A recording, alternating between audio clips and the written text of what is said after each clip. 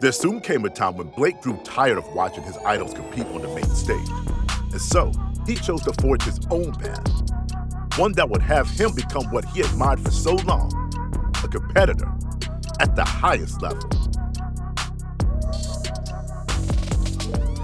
So my first big win and what got my name out there was in Season X Trios. We got third place in the grand finals and made $30,000 each. And that's whenever my parents were like, whoa, this could actually be something. And I remember one of the funniest things was one day the doorbell rings, we answer it, and it's a pizza guy. Nobody ordered pizza. All of a sudden, little 9-year-old Blake comes out of his room and says, oh, that's me, I ordered it. He picks up the pizza, he pays the guy, and goes back in his room with the whole pizza. He eats the whole thing by himself. So it was just funny how he was always figuring out ways to get ahead at an early age. And 5 days later, I go out to TwitchCon. I was 17 and I literally flew there by myself. It was my first time traveling to a different state by myself. And I was staying with my trio mates that I just got third with. But we couldn't even play in the tournament together at Twitch Rivals because of some rule they had with you couldn't have 3 pro players on a team. So I played with my friend Rex and this guy from EU, H-King, and we got 5th place and made another $30,000 each, literally 5 days apart. And that's whenever I started, my Twitter followers were going up, Twitch followers were going up. I got back from TwitchCon and had 70 viewers on my stream. And I went from literally 10 viewers to 70 just from those 2 tournaments. And that's whenever I started grinding the streams.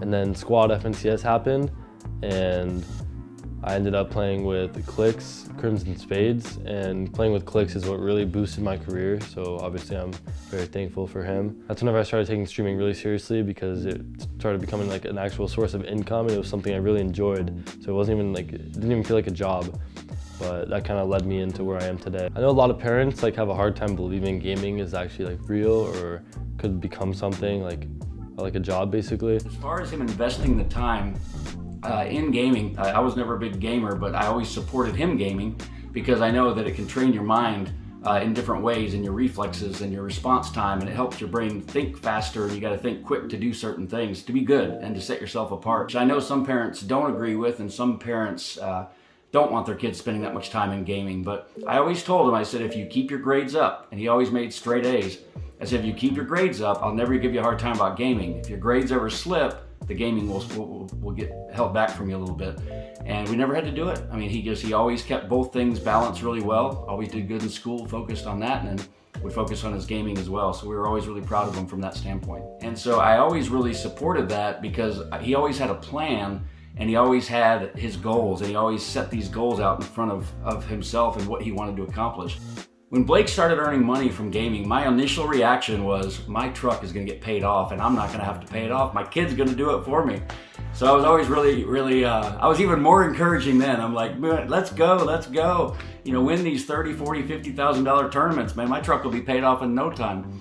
But no, I've never made him pay the truck off, but he was able to do some things on his own. I know he got a Tesla and he was so proud of being able to get that car 100% on his own. He spends a lot of hours, not just gaming, but also streaming so that he can build up his followers.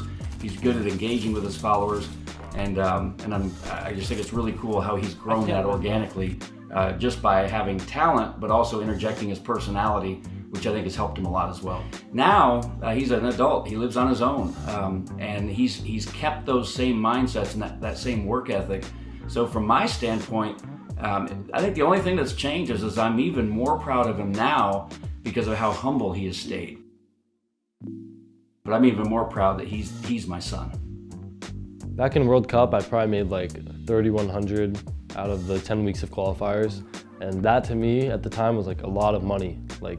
I had literally no money before that because I never had a job. I remember I applied for a job at Panera, I think, and I couldn't even get an interview. And then right whenever World Cup got announced, they emailed me to get an interview, and I was I denied it because I just wanted to put all my time into that. Whenever I started actually making money, it was crazy because I went to TwitchCon with probably $500 and a PayPal debit card that it had my mom's name on it. I didn't even have a bank account. And it was crazy because I literally went from $500 to just making $60,000 in 5 days. And after that, it just kept stacking up and it's been crazy since. So the first org I actually joined was Ghost, which I'm still in today, I think a year and a half later. I never really had, I talked to a few orgs here and there throughout my career, but I never really had like any like solid offers until Ghost hit me up. And like I said earlier, it was just like a team that had a pretty good reputation, and I just really thought it was like a good option to join. So I joined, and a year and a half later, they treat me good, still love it, and I'm happy with where I am. Back whenever I first started like competing, tournaments were like, they were really fun. And like the feeling of winning or doing good in a tournament was like the best feeling ever. I got a knock, oh boy, we're knocking it! TwitchCon was like the first time I like actually met online friends, I think, in real life.